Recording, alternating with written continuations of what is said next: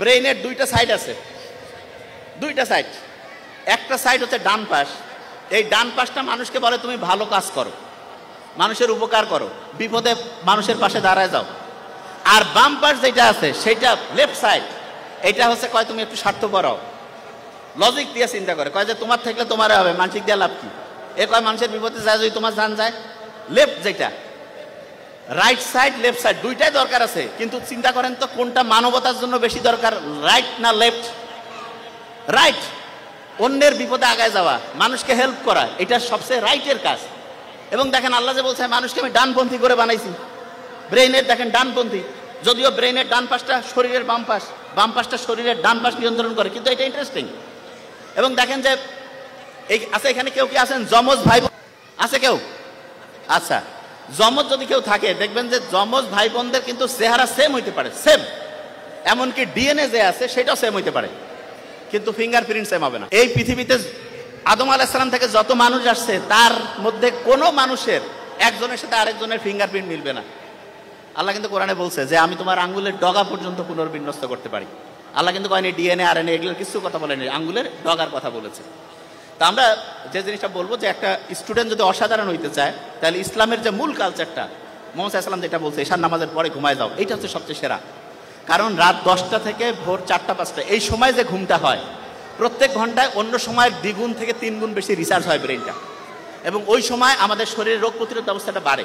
আর যেই রুমে আপনার সন্তানকে রাখবেন সেই রুমে একটু গাছ লাগাবেন, এবং পারলে জানালার মধ্যে জানালা দিয়ে গাছ দেখা যায় এরকম ব্যবস্থা রাখবেন। তাইলে কি হবে আপনি শুনলে অবাক হবেন, আপনার মন খারাপ হইলে গাছের ছায়ার নিচে গেলে মনটা একটু ভালো হয় না?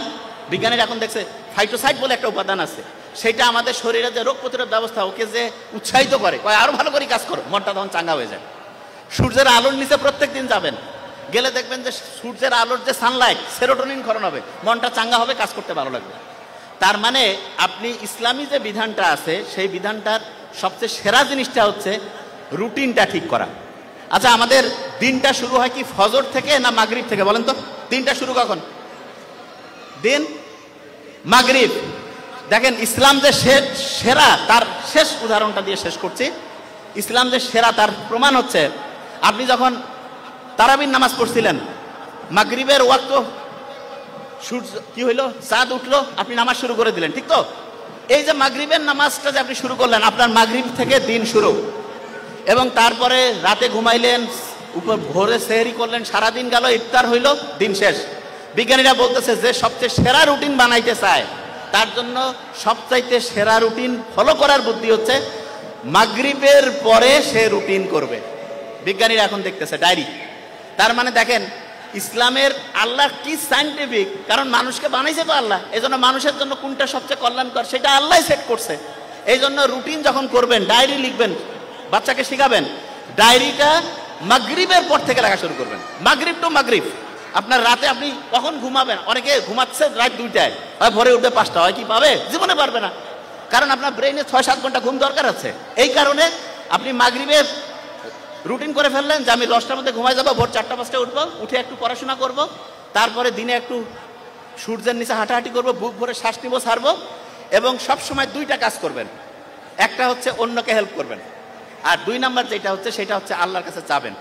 বিজ্ঞানীরা দেখছে 2টা কাজ কেউ যদি করে, লাস্ট 2টা কথা, একটা হচ্ছে কেউ যদি সবসময় অন্যকে বিপদে হেল্প করে, আর যদি কেউ হচ্ছে রেগুলার প্রেয়ার করে, তাহলে তার ডিপ্রেশন, অ্যাংজাইটি এগুলোর কারণে মৃত্যুর যে সম্ভাবনা 30% থেকে কমতে কমতে কমতে 0% হয়ে যাবে। তা আমরা আশা করি প্রত্যেকে ইসলামের নিয়মগুলো মানবো এবং অসাধারণ জীবন ব্যবস্থার মধ্যে চলে যাব। Thank you so much. আসসালামু আলাইকুম।